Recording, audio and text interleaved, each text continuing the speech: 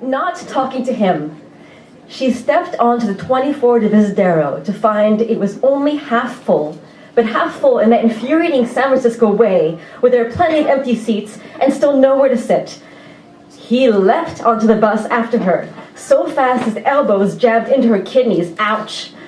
The doors sighed shut. She stepped away from him. He stepped closer. His fingers, long and tapered, scrambled at her hand like little white maggots. She recoiled, feeling his sweat film on her skin. "There's an empty space there," he said. "You could sit down." Because yes, there was a chair with no one sitting in it, and yes, the last time she checked, she was capable of bending her legs. But she said nothing, was quiet. An older man in a preposterous purple suit took the empty seat, sagging into it like an overbaked eggplant. Hers was the anger of a pouncing lynx. No, the anger of a sprung and baited trap. Her head pulled away from her shoulders like an arrow on the bow. Her eyes were two antimatter lasers, burning black holes into the night. The bus started. He, wide-eyed, did not notice the flare of her nostrils. He opened his mouth.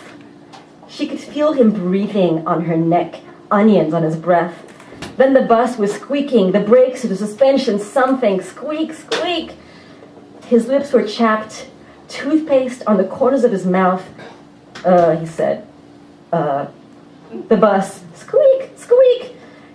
And now her silence, her anger, was an ancient volcano in the last seconds of its dormancy. He asked, "Are you mad?" And although she was utterly silent, deep down inside her dormant volcano there started a deep rumbling. Her villagers, tilling the fertile soil, felt it in their old joints, in the vibrations of their plows, knew the time had come. They dropped their tools and ran back to the village, shouting, white-faced. But he, right next to her, was no reader of volcanoes. He asked, "Are you mad at something?" The bus squeaked, stopped, doors opened. A dozen schoolchildren climbed on, sticky popsicle fingers nudging her, but she did not move. They found seats, giggling, laughing, kneeling backwards on their seats to punch one another. The bus squeaked. In the volcano village of her anger, the priests and shaman were running this way, that way, upsetting market stalls, seizing goats, plucking feathers under the shadow of the rumbling volcano. He tried again, because if you're mad. But the time for appeasing the gods was done. In her silence, the village animals felt it now, the coming apocalypse. A donkey spun in circles, backed into a barn, braying. A rooster threw itself at the air, trying to fly, falling. Small children were screaming. On the bus, small children were screaming. He was swaying, bumping into her. The bus was squeaking so hot. Ahead of them, a 4-year-old boy was precariously balanced on his sister's lap. A sister who was poking at her phone.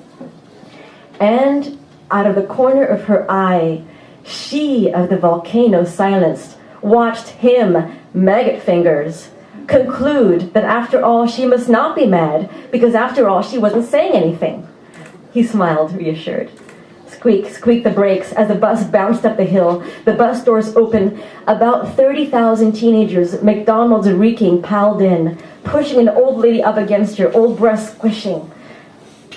In the volcano village of her anger, men and women were dropping their family Bibles and running for their lives. But on the bus, he, reassured that she probably wasn't mad, lifted one hand, a hand that held the greasy wrapped remains of his oniony sandwich. "Hey," he said, "hey, could you put this in your bag?" And then it all happened. The bus screamed. The bus reached the very top of the hill. In the volcano village, the sky turned night black and blood red with lava and ash. The villagers cowered in one another's arms, and on the bus, she turned slowly towards him, heat, red mouth opening. "Did you know," she said, calm as lava flow bursting into flame, "did you know that the entire fucking world does not fit in my handbag?" And then the bus was going too fast. And then the bus at the hill. And then two tween girls fighting over who could scream the loudest. And then bus horn blaring. And then the bus too fast crested the hill. And now everyone was still screaming, but screaming for different reasons. As the bus wheel spun in the air, and he was crushed up against her with a stupid sandwich squelching wetly on her white silk blouse. In front of her, the little boy flew straight off his sister's knee, and the little boy, floating through the air towards her like a pancake in a spaceship, flying towards her, little boy landed on her, poof, like a jumbo Costco bag of flour, right on her, in her own lap, knocking off her purse, which flew, scattering coins and tampons, and she, flying backwards into a seat, instinctively putting her arms around the boy as the bus flew above San Francisco, the city lights below, exactly like stars, like a million signs of the potential for life. A man reaching over a hairy back to turn off the bedside light. A bar brawl on the marina, just two homesick boys from Tennessee. A homeless man drunk or dead in the street. A woman dragging an IV with one wayward wheel down the hospital hallway. The line at the funeral home. The line at the ice cream shop. The line at the employment center. The line for a nightclub. The line at the Castro Theater. And above them all, the sky, the stars, their impossible loneliness, the result of two atoms chance met in an infinity of chaos, colliding, fighting really. And from this meeting, matter, planet, Siberian tigers, Boy George, an onion sandwich, this strange little boy in her lap, smelling like sweet orange blossoms and peanut butter and glue, and a stupid boy man leaning over her with maggot fingers and onion breath saying, "Are you sure you're not mad?" The airborne bus wheels landed on the hill, squeaking and squeaking, squeaking out exactly the first three measures of a love supreme, and then they hit the ground hard and continued squeaking down the hill. The child tore out of her arms and ran back to his sister, laughing. The mom screaming, "Back door, back door!"